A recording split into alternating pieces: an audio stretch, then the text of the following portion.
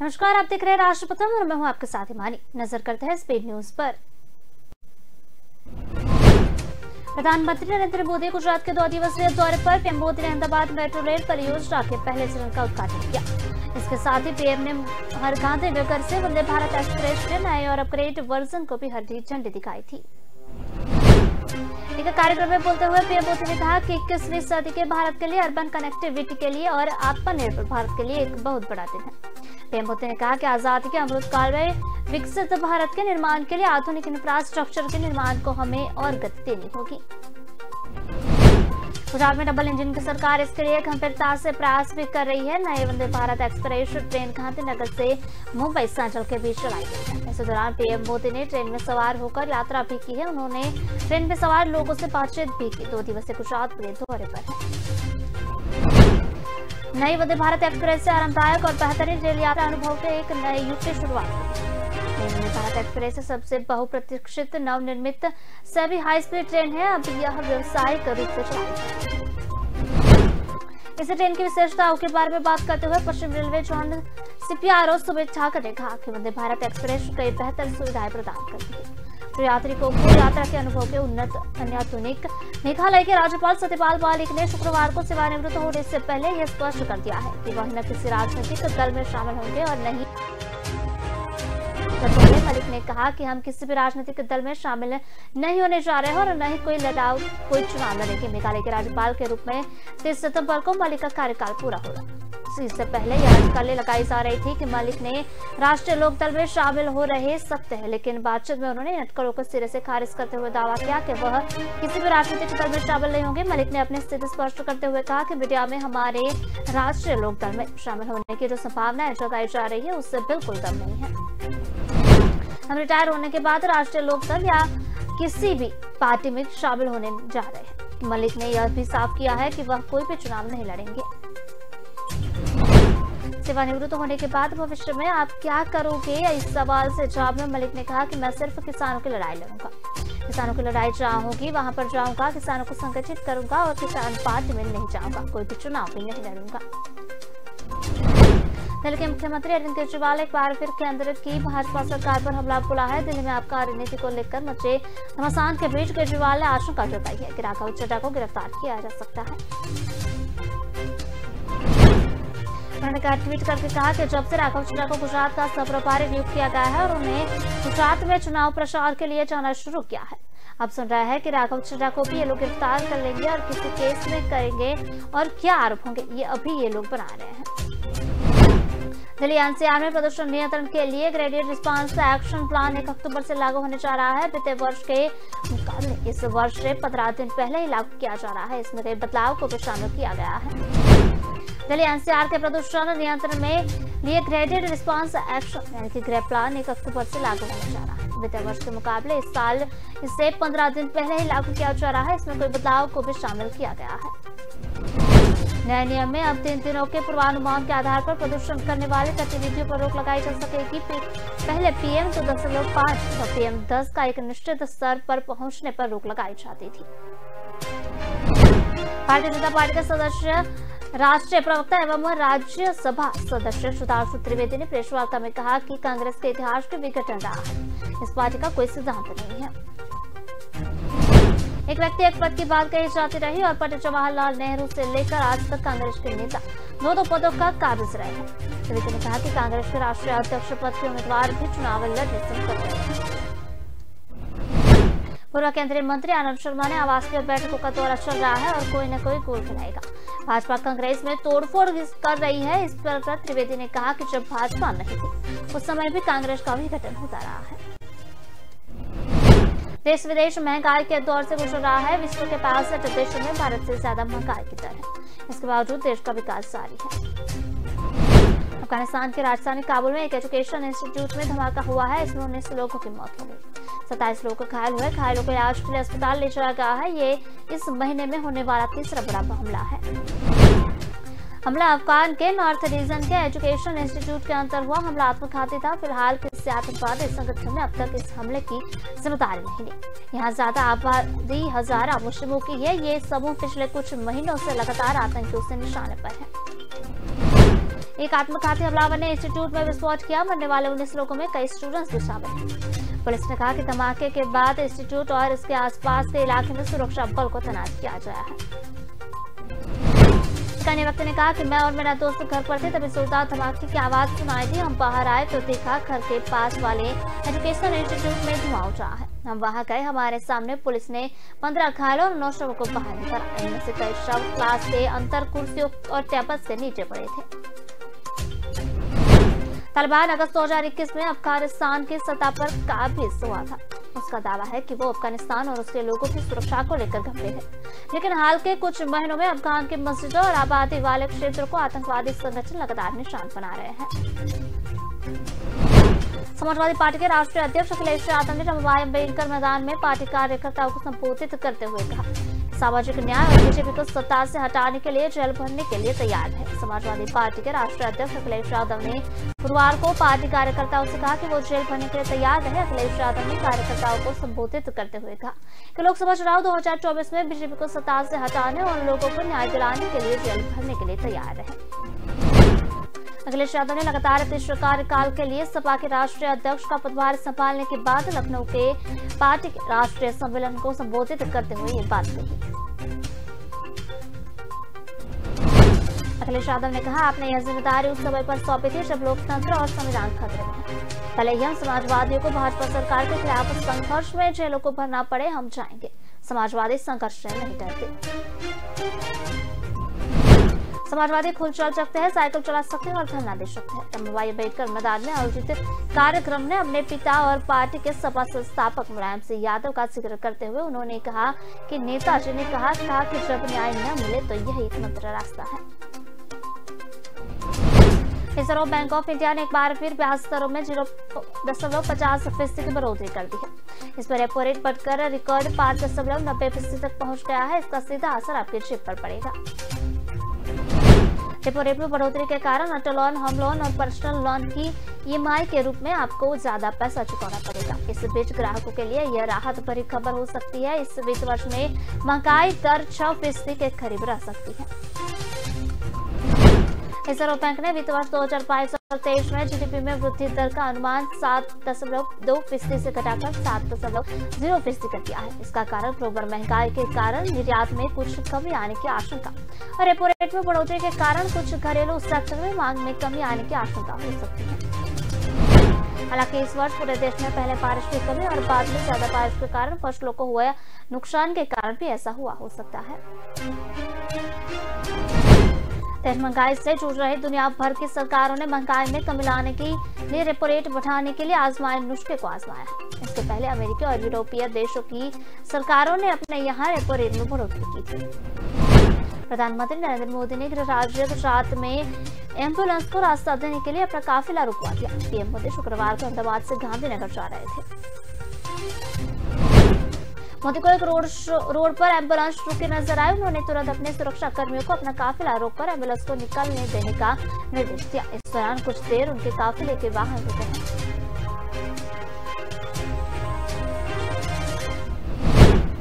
इस घटना का वीडियो सोशल मीडिया पर वायरल हो रहा है। मोदी अहमदाबाद से सपा के लिए गांधीनगर पहुंच रहे हैं।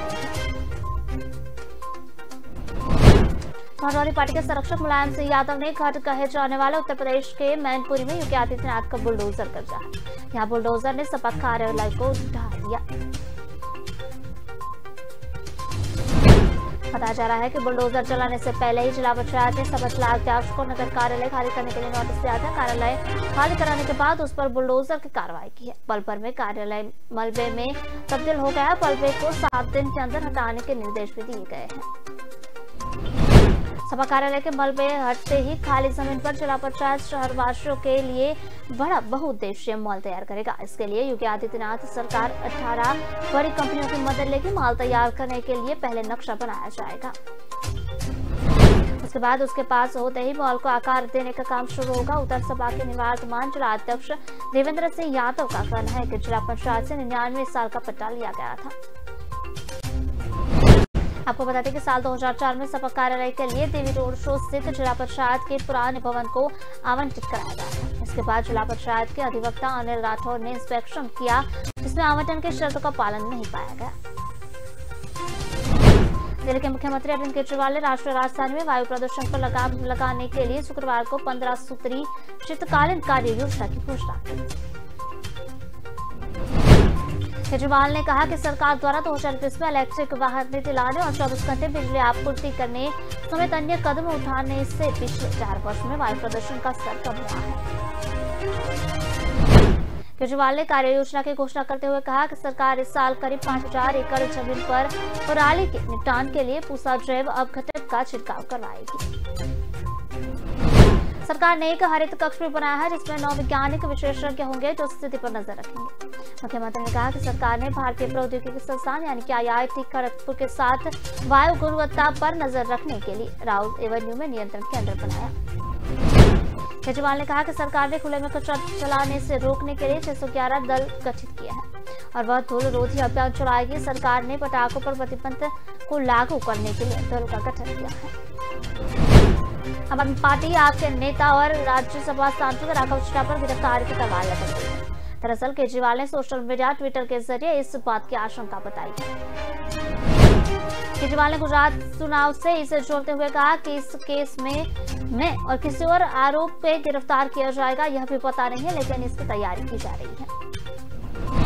केजरीवाल ने ट्वीट किया, जब से राघव चड्ढा को गुजरात का सह प्रभारी नियुक्त किया है और उन्हें गुजरात में चुनाव प्रचार के लिए जाना शुरू किया है, उसके बाद से ही अब सुन रहे हैं कि राघव चड्ढा को भी ये लोग गिरफ्तार करेंगे। किस केस में करेंगे और क्या आरोप होंगे ये लोग बना रहे हैं। केजरीवाल के ट्वीट को आप प्रवक्ता सौरभ भारद्वाज ने रिट्वीट करते हुए कहा कि ये तो बहुत घटिया राजनीति है। झारखंड कैबिनेट की बैठक में 3 प्रस्तावों की स्वीकृति मिली है। इन प्रस्तावों में कई अहम फैसले शामिल हैं। इस फैसले में कुष्ठ रोगियों के अलावा आवास योजना को भी सहमति मिली है। रांची जिले की नगरी के मुडवा में कुष्ठ रोगियों के खिलाफ 256 आवास का निर्माण कराने का फैसला लिया है, जिसकी लागत 33,000 करोड़ रुपए है। अराजकीय मदरसा और 11 संस्कृत विद्यालयों के शिक्षकों के पेंशन और नवीन अंशदायी पेंशन के प्रस्ताव को भी स्वीकृति दी गई है। लोहरदगा, सारकेलाल, खरसावा और खूंटी जिले में 100 बेड का क्रिटिकल केयर हेल्थ सेंटर बनेगा। कैबिनेट में जमशेदपुर में अंतर्राज्यीय बस पड़ाव बनाने का भी फैसला लिया गया है, जिसे PPP मोड पर चलाया जाएगा। इसके साथ ही रांची पुरुलिया सड़क 4 लेन करने का भी फैसला लिया गया है। झारखंड राज्य खनिज विकास निगम लिमिटेड को श्रेणी 2 के तहत बालूघाट के संचालन के लिए 16 अगस्त 2022 से 3 वर्ष के लिए अवधि विस्तार किया गया है। पहले भी इन बालूघाटों को जैस MTC के माध्यम से चलाया जा रहा था, जिसकी अवधि को अब बढ़ा दिया गया है। लोहरदगा, खूंटी और सारकेला क्रिटिकल केयर अस्पताल बनेगा। बिहार में कानून व्यवस्था टूटते ही रहते हैं। अब इन सवालों के बीच बिहार के वैशाली से चौंकाने वाली खबर आई। बता दें कि बिहार के वैशाली में जेल में सजा काट रहे कैदी ने सरकारी अस्पताल को कोठा बनाकर रख दिया। सजायाफ्ता एक कैदी ने अस्पताल के कैदी वार्ड में कॉल बुलाई और उसके साथ ही वह पर मौज मस्ती करने लगा। बता दें कि हाजीपुर के सदर अस्पताल में जुड़ा हुआ है। बता दें कि इस मामले में पुलिस ने कॉल वार्ड बॉय समेत कई लोगों को हिरासत में लिया है। मीडिया रिपोर्ट्स के अनुसार वैशाली सदर अस्पताल के कैदी वार्ड में वार्ड कर्मियों की मिलीभगत से सजायाफ्ता कैदी ना चुकाने का कार्यक्रम कर रहा था। बताया जा रहा है कि उससे मोटी रकम देकर दूसरे राज्य से लड़की बुलाई थी और वार्ड के उसके साथ नाच गाने और शराब पार्टी लगा। तभी कराता हुआ SHO प्रवीण कुमार अचानक वहां धमके और उसकी पोल खुल गई। राजस्थान में चल रहे सियासी घटनाक्रम के बीच सचिन पायलट खेमा कॉन्फिडेंट नजर आ रहे हैं। भले ही रविवार के वाकये के बाद सचिन पायलट के भविष्य को लेकर कई कसाई लगाए जा रहे हैं। पायलट खेमे की बॉडी लैंग्वेज बता रही है कि इस घटनाक्रम ने उन्हें खेमे में एक नई जान फूंक दी है। पायलट खेमे का मानना है कि पिछले समय से जिस तरह से हालात राजस्थान में थे, 2020 में मानसर जाकर बगावत करने के बाद से ही पायलट खेमा राजस्थान की राजनीति में बैकफुट पर था। लगातार सीएम अशोक गहलोत उस दौरान सरकार गिराने की बात करते हुए सचिन पायलट और उनके समर्थक विधायकों पर निशाना साधते रहते थे। वहीं गहलोत गुट के बाकी मंत्री विधायक भी पायलट खेमे के नेताओं पर निशाना साधते थे। लगभग 2 साल पूरी तरह शांत रहने के बावजूद बगावत का अटैक पायलट खेमे का पीछा नहीं छोड़ रहा था। रविवार को हुए घटनाक्रम के बाद अब पायलट खेमे से यह अटैक धुंधला होता हुआ दिख रहा है। रविवार के घटनाक्रम के बाद बगावत का अटैक अशोक गहलोत और उन विधायकों पर लग गया है जिन्होंने रविवार को अकलमान के परे जाकर इस्तीफे सौंपे। मुख्यमंत्री योगी आदित्यनाथ ने उत्तर प्रदेश अधीनस्थ सेवा चयन आयोग से चयनित 332 आबकारी सिपाहियों को नियुक्ति पत्र वितरित किए। सीएम योगी ने शारदीय नवरात्र के अवसर पर नियुक्ति पत्र की बधाई देते हुए कहा कि ये राज्य सरकार के मिशन रोजगार का अंग है। आरक्षण के सभी नियमों का पालन करते हुए यह नियुक्ति पारदर्शी तरीके से पूरी हुई। पिछले साल 5.5 साल में 5 लाख से अधिक युवाओं को शासन की सेवाओं को जोड़ने का कार्य किया गया। सीएम ने कहा कि जहरीली शराब से समाज को अवगत कराकर उन्हें बचाने का कार्य महत्वपूर्ण है। डिस्टिलरी में सिर्फ शराब के लिए अल्कोहल ही नहीं बनती बल्कि दवाओं के लिए भी उनका उपयोग होता है। 70 वर्षों में जितने लगे उसके आधे से अधिक हमने 5.5 वर्ष लगाई। इस ईजिंग बिजनेस में उनकी प्रक्रिया को सरल किया। सीएम ने कहा कि आज मिलावटी शराब पिलाने की दुस्साहस नहीं कर सकता। अगर कोई दुस्साहस हुआ तो बहुत सारे लोग आज जेल में सड़े रहे। सरकार की कार्रवाई का हिस्सा है। असम के मुख्यमंत्री हेमंत बिस्वा शर्मा ने कांग्रेस नेता राहुल गांधी की जमकर आलोचना की है। असम के मुख्यमंत्री ने कहा कि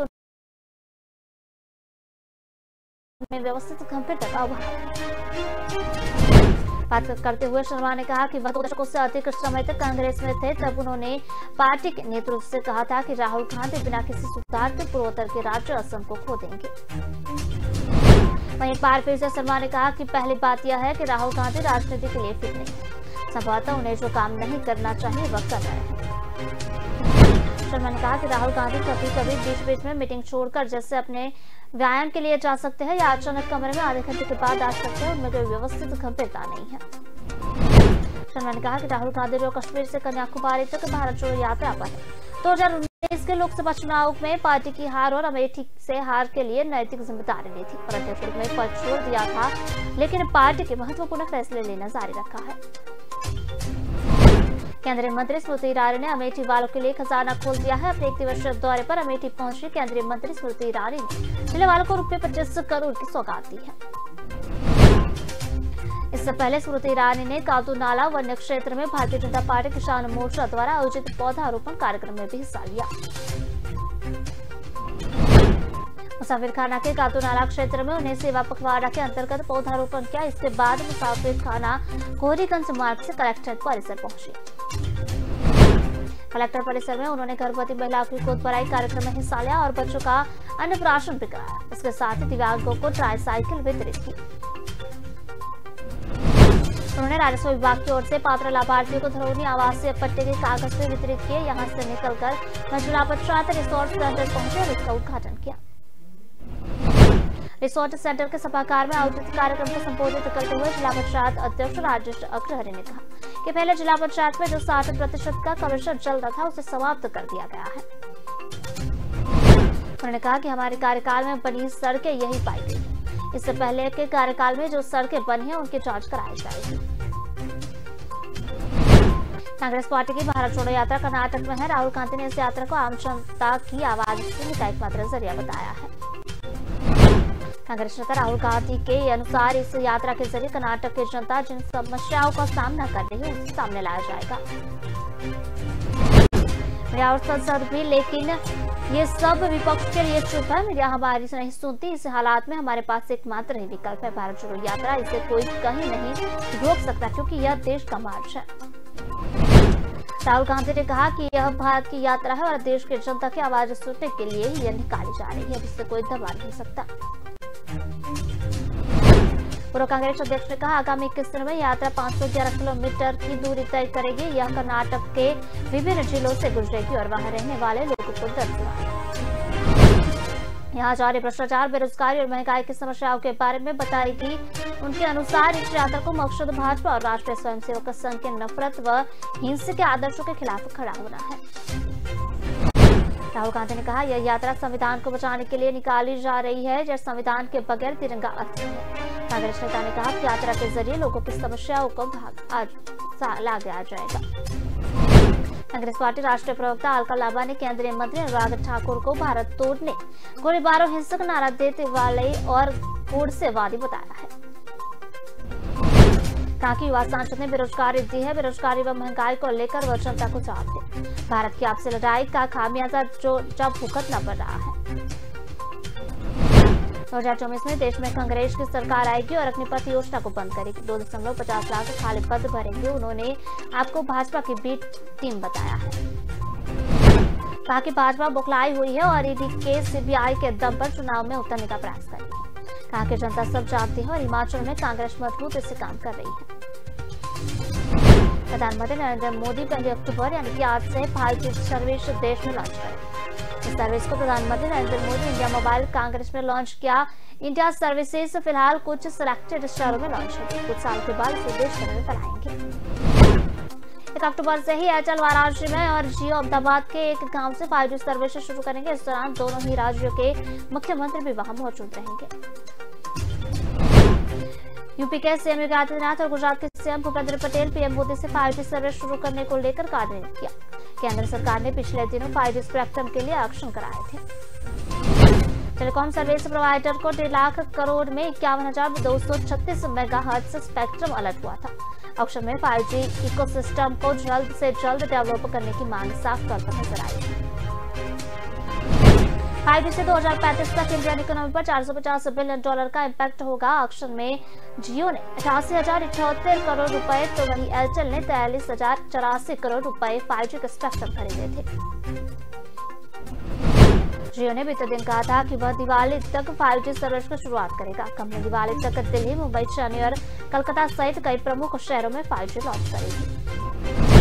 दिसंबर 2023 तक पूरे भारत में 5G कवरेज होगा। वहीं एयरटेल भी इस अक्टूबर में 5G सर्विस लॉन्च करेगी। 5G में 4G की तुलना में करीब 10 गुना ज्यादा स्पीड मिलेगी। फिलहाल स्पीड न्यूज में बस इतना ही। विस्तार से खबरें पढ़ने के लिए आप हमारी वेबसाइट का भी प्रयोग कर सकते हैं। हमारी वेब का पता है www.kalamkartavya.com। हमारी कलम ही हमारा कर्तव्य है। इस उद्देश्य के साथ आप खबरों को राष्ट्रपति के साथ देखते रहिए। नमस्कार।